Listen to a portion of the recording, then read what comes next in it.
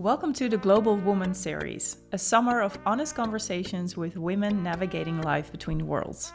From grief and reinvention to finding love at 39, these are the real, raw, and wise stories of global women redefining home, identity, and connection. Over the next few weeks, you'll hear from inspiring voices who've lived the questions about belonging, purpose, relationships, and what it really means to choose this life abroad. I'm Amanda Maxime, and this is This Expat Life. I'm so glad that you're here, and I hope you enjoy this episode. Hi, welcome to another episode of This Expat Life. I'm joined in a digital studio by Erica Reitman. And Erica is a branding provocateur, Mexico City fangirl, and co-founder of the Icon Agency. And after 6 years of expat life in Mexico, she briefly detoured to the US, but not for long, as she's moving back to Mexico next month. And she helps rule-breaking entrepreneurs build cult-level brands, adopts elderly basset hounds like it's a competitive sport, and drinks iced coffee exclusively from wine glasses, which I love, by the way, because I see it all the time on Instagram. Think if Ina Garten got drunk with a real housewife and launched a business empire, soon with some Mexican spice on top of it again. Welcome, Erica. Thank you. I'm so excited to be here with you. Yeah, I'm so happy that you took my invitation and joined us for this interview. First, let's start here. Where are you calling in from right now? So right now I am in our home in Los Angeles, Mm-hmm. and I have been here since February or so of this year. So this is part of my come back to the US, give it a shot, see how you like it Mm-hmm. experiment, which Yeah. failed. Okay. Okay, can we start talking about that right away? Because, Yes. I've been following you for a long time on Instagram. I started following you when you were living in Mexico City. I loved your daily vlogs as you were walking down the street and the light in your beautiful apartment. And Yeah. then you moved back to the US. It's Yes. like, okay, that's interesting too. I think part of your experiment took place on the East Coast as well. Yes, it did in upstate New York. Yeah, Yeah. and then you went back to Los Angeles and now you're going back to Mexico. So can you just take us through that whole journey and that process? Absolutely. So my husband and I say accidentally moved to Mexico in 2018. And what we were thinking at the time, we were in this gorgeous little town called San Miguel de Allende. And we thought, let's go for 6 months and have just like a fun adventure. And when that's over, we'll come back to our house, we'll come back to our lives, but we'll have stories for the rest of our lives and it will just be super fun. So that was our game plan when we went to Mexico. And I would say probably just a month or so in, we both looked at each other one day and said, what if we just stay here and Mm. don't go back? But that really was not the plan. That really was something that happened after we got there and realized, like, this is pretty fun. This is pretty cool. So So, all your like stuff was still in the US and you just went to Mexico with a suitcase. yep, we were Airbnb-ing our home. Mhm. So that worked out really well because we left all our furniture. Like it was easy for us to do that. We had been Airbnb-ing our little guest house before we left. So we already kind of had Mm. experience with that. And then when we were in Mexico, we were Airbnb-ing both our main house and our little guest house. This sounds like some type of estate situation. It's not. Our house is 750 square feet and our little guest house is like 200 square feet, Yeah. but are like two different structures. So Mhm. for Airbnb, for couples and families, maybe with teenagers who you want to put, Right. in the guest house, it worked really well. So we were in San Miguel de Allende for 3 years or so and absolutely loved it there. My husband opened up an art gallery. My business was thriving. It just was really, really great for us. And then the pandemic hit.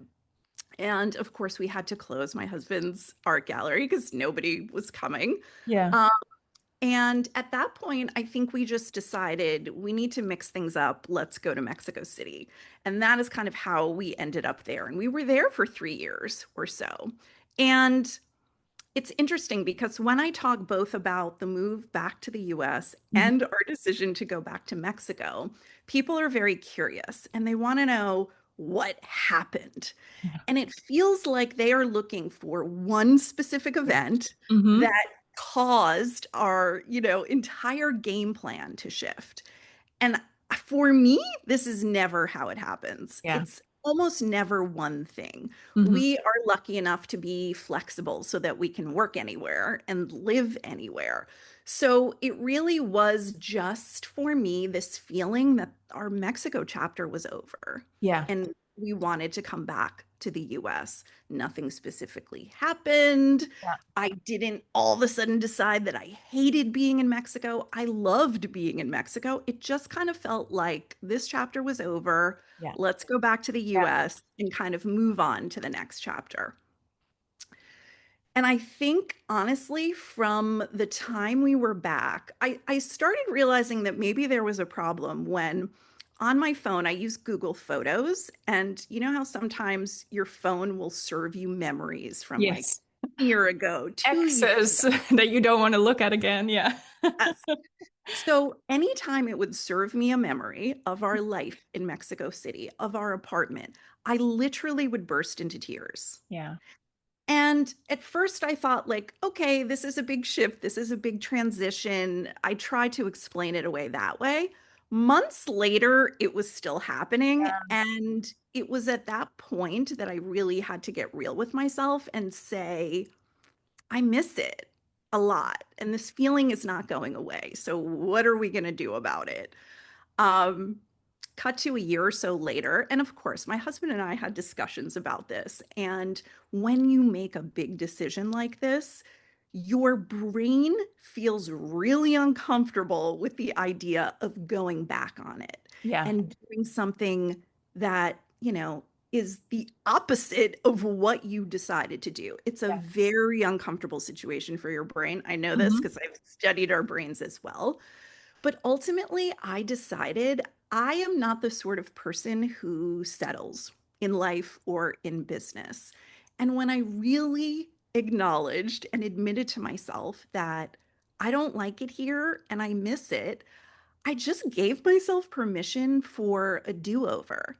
And Yeah. I think that in life, so often, it feels like a failure if we do something like this and we don't allow ourselves do-overs. Yeah. Because when you make a big decision and you commit to it and you spend thousands of dollars to move all of your stuff from one Yeah. country to another, it's very easy to say, like, well, I should give this a year, or I really, should put in more effort, or I'm not trying hard enough. And I have just decided that I am going to trust myself. I'm going to trust my instincts, and I'm not settling for anything. And so this is sort of the story of how we I decided love to it. come back to the US and then return to Mexico. I love this so much. I think I'm very similar to you. I make decisions also on an intuitive hit. When I feel Yeah. like there's a new chapter starting for me somewhere else, people always tell me, "Oh, but I thought you wanted, I thought you liked, I thought you said." I'm like, "Yeah, I said all those things, but now I've changed. And now I Yes. want something else." And for me, I spent a lot of time in Latin America. And last year I went to Rio for 6 months and I realized, okay, my chapter in Latin America after 15 years is done. I'm ready for something new. And it's not like I hated the continent, far from it. I'll still go back to it. But it's like I have a feeling like, okay, something new is unfolding for me and I'm ready for it. Yeah. However, many people, especially the expats that I coach, aren't like this. And they want to have also this rational justification for their decisions. Yeah. What are some qualities maybe that helped you build that self-trust and to say, okay, I don't settle and I'm just going to follow what I think feels right for me right now? I mean, honestly, a lot of doing the opposite. Um, and I think really for me, I think if you're of a certain age, and I'm 52 now, so I'm Gen X and grew Mhm. up in a very, very different world than we have now. I think our generation is so interesting because we spent half of our lives without the internet and cell phones and all of that. Yeah. And now we're deeply in there. But I really was taught and grew up and practiced sticking with something and Hmm. making a commitment and honoring the commitment. And there are many parts of my life where I still do that. I mean, if I make a commitment to my client, unless I'm in the hospital, there is just no way I am not going to be following through. But I think what I realized for myself is that at a certain point, and again, I did really study how our brains work, and I Mhm. really learned about mindset work. And one of my catchphrases is your brain is a dick, which Yeah, I know. I love my it. audience loves to repeat back to me, which makes me so happy because, use it in your own life, steal it Yeah. as your own. But I really learned about how our brains work and how it really feels like its main job is to protect ourselves. Yeah. And back in the day, that used to mean like, don't leave the cave. There are dinosaurs out there who might eat you. Obviously, the world is very different today. And so often, the way this manifests itself is our brains want us to continue doing whatever we've been doing. Even if we have the feeling that I don't like this or I'm ready for something new, it's what your brain is used to. And that is always going to be its like comfortable default. And once I learned that and I really understood that I am in charge here, sure, my brain is going to have ideas. My brain is going to push back on me. But now that I understand how it works, I'm taking the wheel here. I'm making the decision.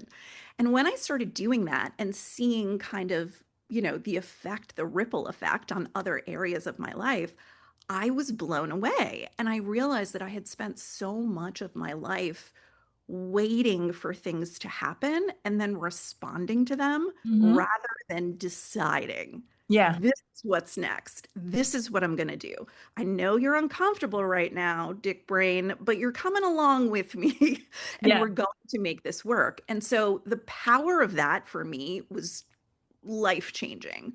Um, and I think the more I did it, because by the way, if you are interested in this whole, idea of wrangling your brain and figuring out how it works, it requires so much practice. It's almost like you're training for an Olympic sport. And just like those high level athletes, you're never going to be done. You're never going to reach a point where you're like, well, okay, I've trained enough. I've trained enough for, whatever Olympic sport you're participating in. It just never happens. And it's the same thing with your brain. You always have to practice. Still to this day, I will Yeah. have moments where I'm like, wait a second, what are you doing here? You're spiraling, you're staying stuck, you're letting your dig brain take over.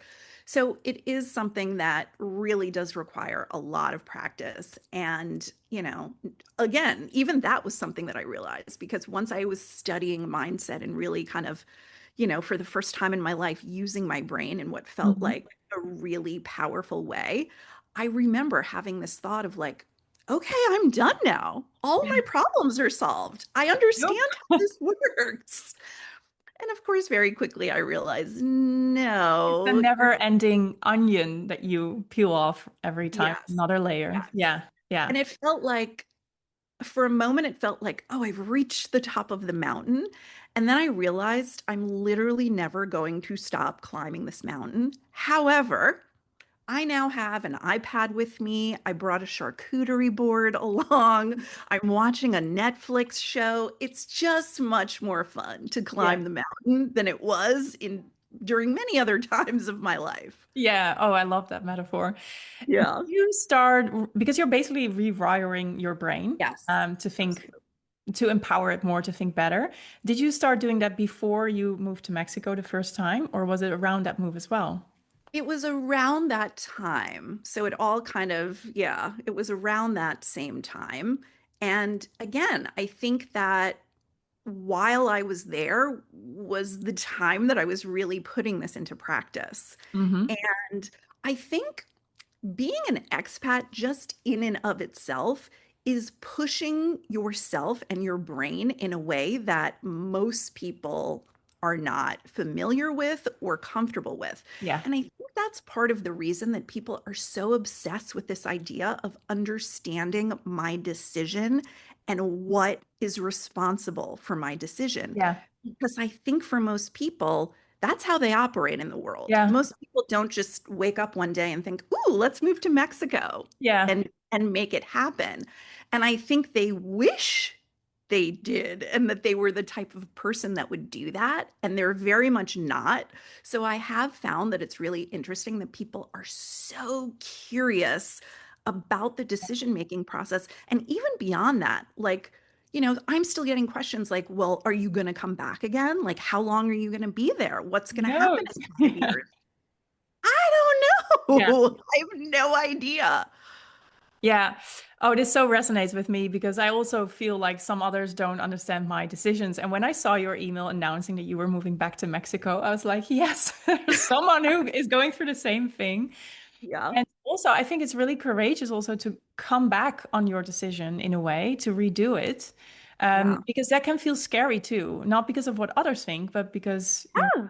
into that place. The newness is gone. I know what I can expect. Maybe it's going to be less exciting this time. So, how is that for you now? I mean, I think just because we came back to the States and it really just was not a fit, it wasn't what I thought it would be. It didn't feel like I thought it would be. I didn't like who I was here Mm. as much as I liked who I was in Mexico. So I am over the moon excited. I will say too, I think a piece of it for me was we did move to upstate New York, and that really was not a fit for us. It is absolutely beautiful. I wish I was the type of person that loved living in upstate New York and wanted to buy a farm and just kind of hang out there.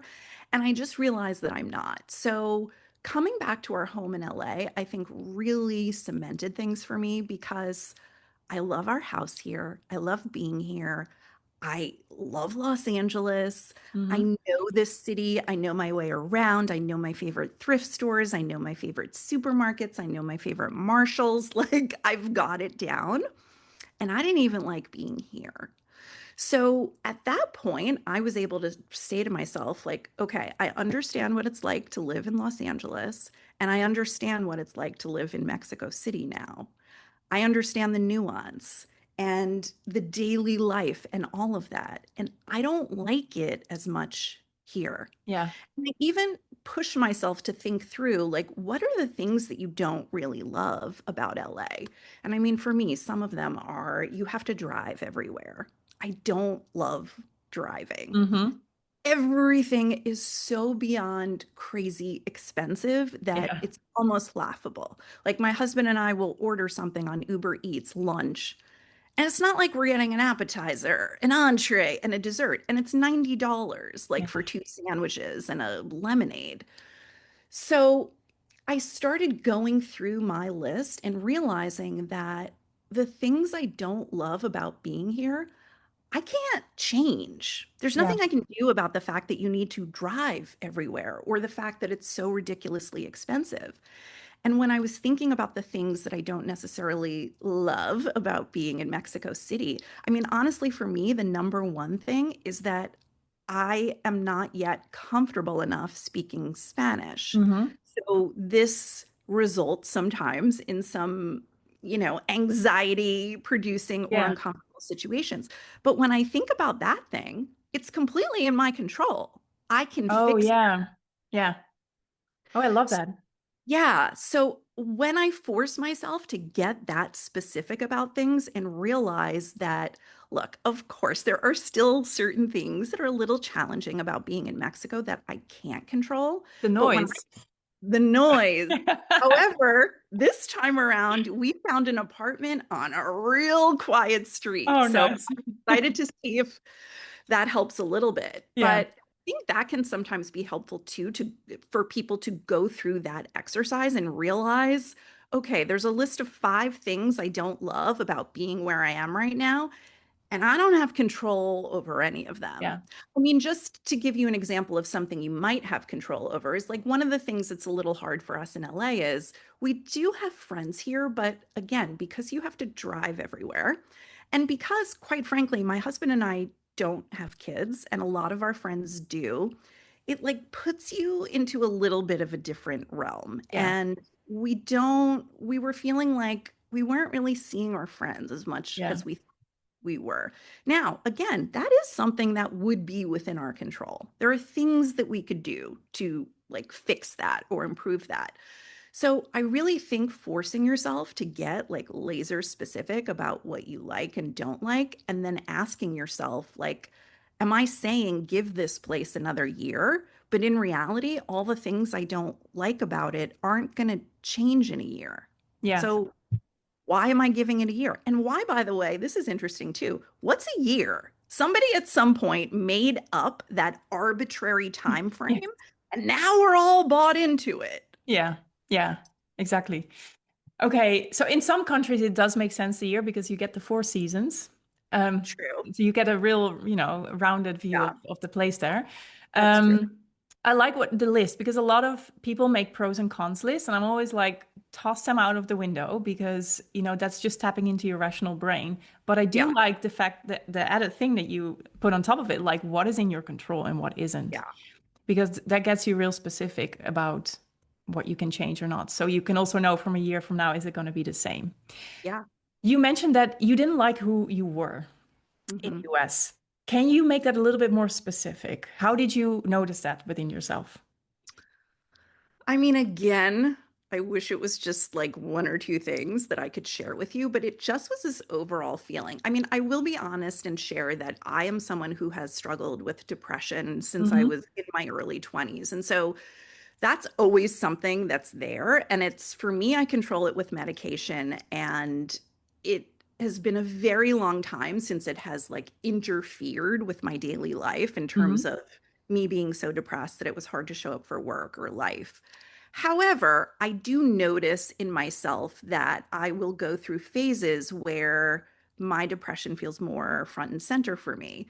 And that was absolutely happening when we moved to upstate New York. Yeah. And the thing about depression is sometimes it just shows up for absolutely no reason. And you Hmm. can't really say, like, well, this thing happened and then that happened. And, it kind of can make sense to your brain.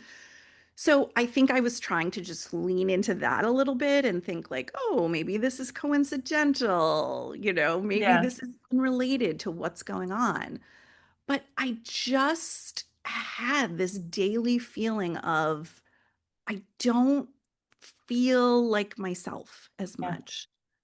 I don't love the person that I am and how I'm showing up to my life and how I'm showing up to my business and how I'm showing up to my marriage and my relationships. And I just was not in love with the person that I seem to be becoming Mm.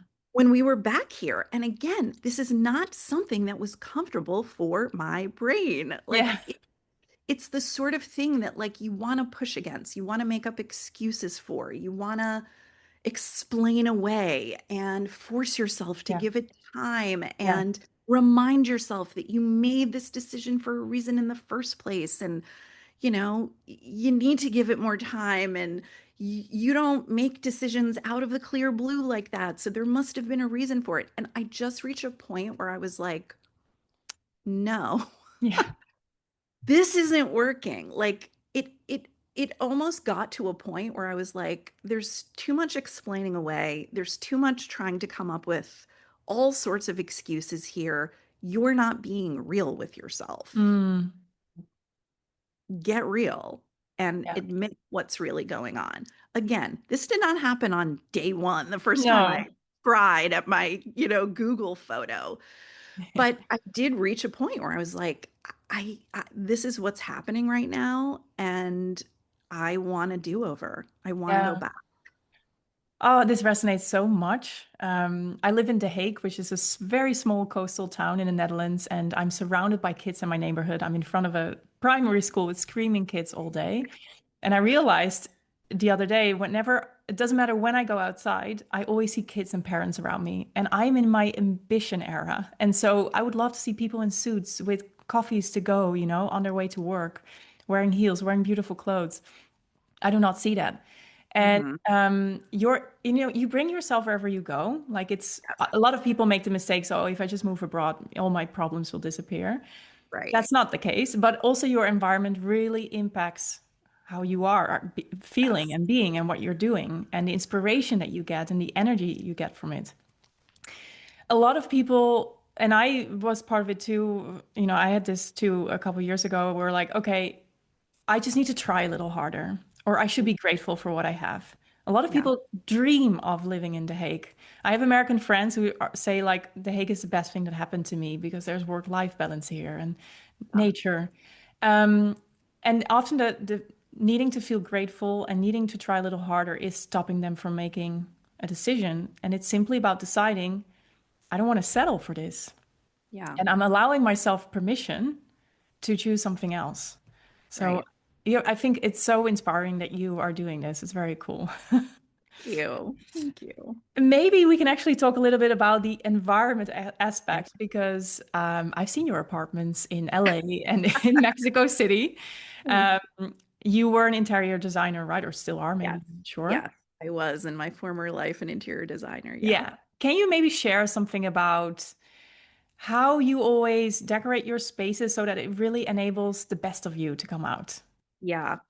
I mean, so this was a big thing for me, particularly as an expat, because I I was noticing the other ways that people expat. And so what I mean by that is particularly in Mexico, like in San Miguel, which is kind of where we started out. Americans come, they rent a place that's already furnished and Mhm. they live there. Yeah. And and I say this with much love, but what I realized is that my level of taste and my level of, you know, what I like to have in my home and around me is not usually a match for those types of places. Yeah. And because I know this about myself, and because I know that if I am in an environment, and by the way, this year has proved it to me, Yeah. because even though we were in like a beautiful space in upstate New York, I was in a place that didn't feel inspiring to me, that didn't light me up every Hmm. time I walked into it or thought about it. And I know for me, and not everybody is like this, but I know for me, there is a direct correlation between that and my happiness, my success, my ability to make money, my ability to get focused, my Hmm. ability to come up with new ideas. It's just directly related. And so what I realized is that the way everyone else was expatting was Yeah. not the way that was going to work for me.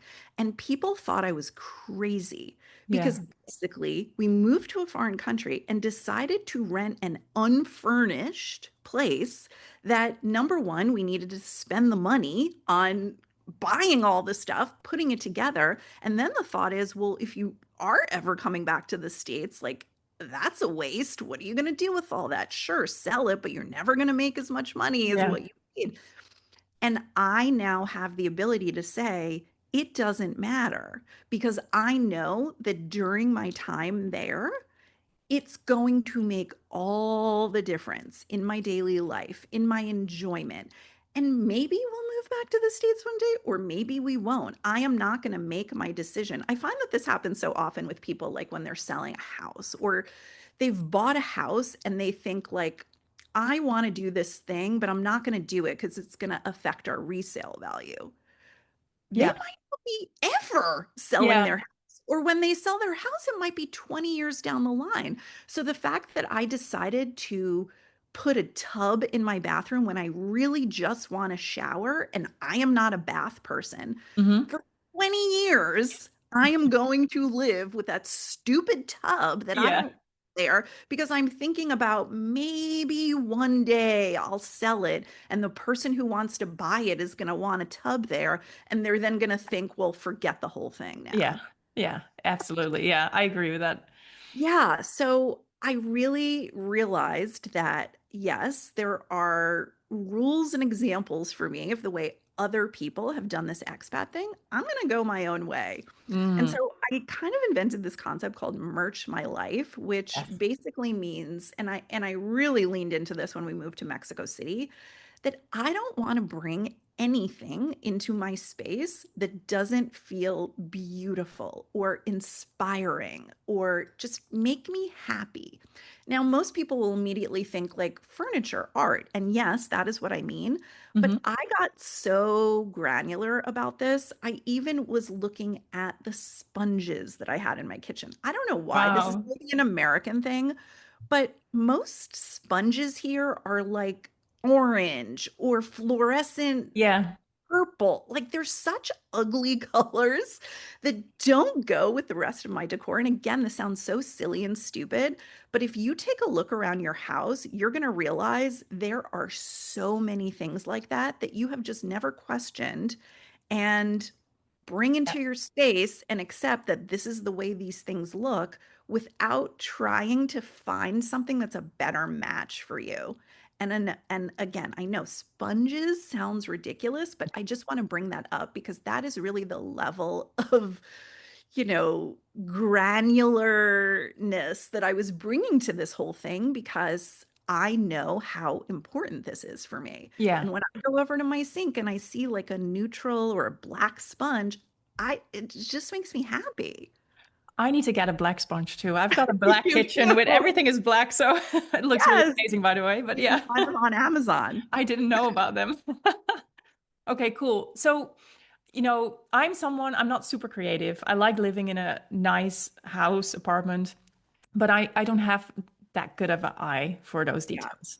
So, what practical tips would you have for expats who are a bit like me, who also want to, bring their own vibes to the house? Maybe they cannot bring all their own furniture or buy everything new. Yeah. What are some practical tips? Where can they get started? I mean, I think too, again, this is just how our brains work. Like maybe you rent a space like that and you just think, well, okay, I'm stuck with all of this stuff. And that is true to some degree, but you could walk around your space, take all the art off the wall and put it in the closet and replace it with things that you love or that you start collecting at the flea market or on different trips that you're taking. And it's not that hard to do things like that. Hmm. Now, sure, if you hate all the furniture in your space, this is going to be kind of a harder task, but maybe you just don't love the dining room chairs. And if you have a basement or you have an empty room that you're not really using, you can start to take pieces in your space and just put them to the side. Yeah. And then when you leave, you can kind of bring them back. I mean, I even would go to the lengths of, you could replace the handles on the cabinets in your Wow. kitchen, Yeah. just put them in a drawer. Yeah. You could change a light fixture. Yeah. Everyone has like different things that kind of bring them joy and make them happy. And I just would say, like, lean into whatever that is for you and give yourself permission to switch some things up and just put all the stuff that belongs to the person who owns the place in one spot. Take pictures if you need to remember where the Yeah. stuff goes, Good and you one. can put it back when and if you leave. Yeah, I like that one. Okay, cool. So I can't wait to look at your new apartment on the quiet You. street in Mexico Yes. City. Yes. You said in the US you weren't enjoying or liking who you were. Who is Mhm. the Erica in Mexico City? Erica in Mexico City is just braver and more interesting and more curious and is willing to push herself in ways that I just am not in the US. And I don't know if it's a matter of just being comfortable here and kind of understanding how things work. Perhaps that's a piece of it. But I just found that in Mexico City, I was the sort of person that like I would want to meet at a party, that Hmm. just felt more interesting and felt more vibrant and alive and curious is really the word that keeps coming to my mind. So I'm excited to Yeah, to spend go some back time to with her yeah. again. Yes. Can we also talk about the iced coffee in wine glasses? Because Yes. and was it part of like the creativity you add to your daily life or the Erica you wanted to be? Like what made you do? Yes. I mean, a big part of the mindset work that I did and that I now do with my clients is getting comfortable with future you. And Mm-hmm. what I mean by that is if you could today create this version of yourself that is living your dream life from start to finish, your job, where you are, the amount of money that you're making, whether you have a partner or not, like all of those things. I am constantly asking myself how, and I sometimes use this term CEO millionaire me. Mm-hmm. That's like a very easy way for me to just immediately connect with that version of myself.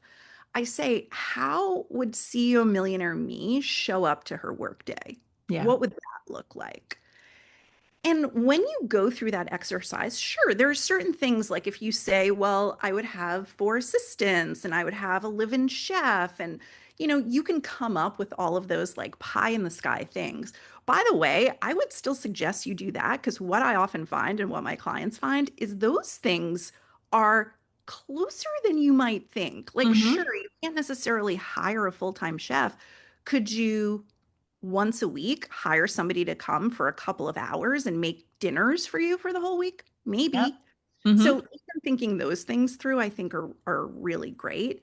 But it's just thinking about how I would be showing up to my life and how I would want to honor this version of myself in a way that felt real. Mm. And for me, the funny thing is, I don't even drink. I don't drink wine. But my collection of wine glasses is banging because every drink that I do have is in a wine glass. It's silly. There is something about it that feels bougie and special. Mm-hmm. Like I am showing up as the CEO millionaire version of me. And then I am worth the effort of making a beautiful drink for myself and Mm. putting fresh herbs in the glass and taking the time to make it feel special for me. It just feels really friggin' good. Yeah. Wow. I love it. And I also do a lot of the future self, future you stuff, which is so Yeah. cool. And I think the way that you do it also really keeps you connected to yourself in an environment that keeps changing or demands you to adjust as also Yeah. as an expat because you're all the time in different countries, Yeah. US, Mexico, and that is something that you can do wherever you go, and that is really you. You change Absolutely. it. Yeah. Yeah, I love that. Okay, is there anything else that you do that you are starting like a new habit from the CEO millionaire you? I mean, it's to the point where in the beginning, I really had to like force myself to think about it. I think I've taught my brain that this is now our default. Hmm. So I really try, I think, look, goals are amazing, having specific ideas of what you want to do and where you want to get to in life. But I sometimes find too that thinking things through from the point of view of not necessarily like I want to make a certain amount of money every year, but I want my life to be like this. Like, for example, when I started my business, and my husband and I do really love to travel, we try and travel as much as we possibly can. The first time I experienced flying first class, I quickly realized I I don't know how I'm ever going to go back to this other way of Yeah. traveling. Yeah. And I realize that makes me sound like a bougie bitch, but I'm willing to own that. And I realize like I want to get to a point in my life where traveling first class is not like a pro con list and a discussion with my husband and a should we spend money on this and not spend money on that and can we make it work? Like I wanted to get to a point where that wasn't happening. And I decided at some point in my business that I was there. I didn't have in my mind, like, in order to do that, you need X amount of dollars in your bank account. You need this amount of Mhm. clients. You need this amount in your 401k. I made the decision that we are there and this is what's going to happen now. Yeah. And from that point, we have traveled first class. And it just has brought so much happiness to my life in an area of my life. And again, most people, are not necessarily traveling this much. or would rather spend their money on other things, And I think it's really important to tune into what matters for you. Just Yeah. like with the apartment and furniture and stuff like that, a lot of people feel like that's not worth it for me Yeah. to spend money on, spend time on, spend energy on, and that's totally okay too. But as someone who absolutely loves to travel, and realized like how much nicer flying Hmm. first class makes that Yeah. for both me and my husband, it's worth it for us. And Yeah. so I just think too, like when you're getting in touch with this future self, think about some of those things that aren't necessarily like very specific. I want to get here. I want to be making this amount of money. I want to be like XYZ, whatever it is for you. And think about some of those like lifestyle-y type Yeah. things just would really make such an incredible difference in your life and work toward that. Yeah. Oh, I love that. Okay. So there's one final question that I always ask my guests on the show, and actually I didn't prep you for this, so you have to do it on the spot. Okay. And I'm also going to challenge you to give some another answer than the tip you just gave. But Okay. what is your number one hack to make living abroad easier, better, or more fun? My number one hack for living abroad to make it more fun. I mean, this is probably going to be a controversial one because I constantly see people in expat groups and other spots talking about how when they move to another country, they don't want to be around expats. They want to be living the life and in their, part of the neighborhood where there are no expats Yeah. around. And yes, I am sounding a little judgy about that, truly. Like, you should have your experience in whatever way you want to. I have met the most incredible people everywhere we've gone by intentionally connecting with other expats. Yeah. Because I find that I don't even need to know anything else about you. If I know that you are an expat, Hmm. you're immediately like plus 10, plus 20 points Yeah. before we even say hi or have a conversation or Yeah. I learn anything about you. You are the type of person that takes big chances and wants to live a big life and Yeah. is willing to do things in a different way than most other people do. Yeah. And so I specifically will seek out other expats and connect with other expats and make friends with other expats. And it has made all the difference for me personally in my time abroad. Now, does that mean, you know, I'm doing this just so that I can be speaking English all the time and I'm not going to be spending time learning Spanish? Like, again, think whatever you want of that. It is something that I will say does bring me comfort in a way that if you've never experienced being in a country and not understanding the language and what that feels like in your brain, the isolation that comes Hmm. along with it. And again, this is something that you can change, but you realize that you are alone so much because you're just not fully understanding what Yeah. is going on around you. And the first time we came back to the States and we're in a restaurant and I just could understand everything that was happening, that really just came to light. So, again, for me, it is meeting incredible people, sometimes giving myself that comfort of being around people that I can easily communicate with. And I just, again, I have loved specifically finding other expats wherever we go. And that Hmm. has really been a big part of what has made our time abroad so special. We have made, you know, we're in a couple of weeks, we're going to London with two of our best friends who we met in San Miguel de Allende. Mm. They're a couple from Los Angeles that we never probably would have met if we stayed here in Los Angeles. And now we take trips Yeah. together and, we spend time together. And it's just been the most meaningful thing. So I say spend time learning the language, absolutely immerse yourself in the culture, make friends with people who are native to wherever it is that you're going. But it's okay to Yeah. also connect with other expats too. Yes, yes, amen. Thank you for saying that. I Yeah. wholeheartedly agree. And it's not about the nationality or language only. It's also about this mindset and this approach Yeah. to life that you cannot always find. You also cannot find them with the locals in your home country, right? Yeah. Yeah. Also, now I'm Yeah. back here in the Netherlands. I still connect to international people here. So, yeah. Yeah. I totally get that. Well, Erica, thank you so much for being on the show. I honestly loved having you Great. here. I can't wait to see your new adventures in Mexico City. Thank I'll you. probably be going there myself as well in December. That's the plan for now. Ooh. Yeah, Well, we'll have to get coffee and hang I out. in an ice in a wine glass, please. Yes, Yes. I would love to do that. Yeah. But thank you so much for sharing your wisdom and your fun little things that you added. It's a very vibrant energy that I get from you, and it's very inspiring. Oh, thank you. I really had a blast, and I'm happy to talk about this expat stuff anytime. So it really was fun for me too. Thank you.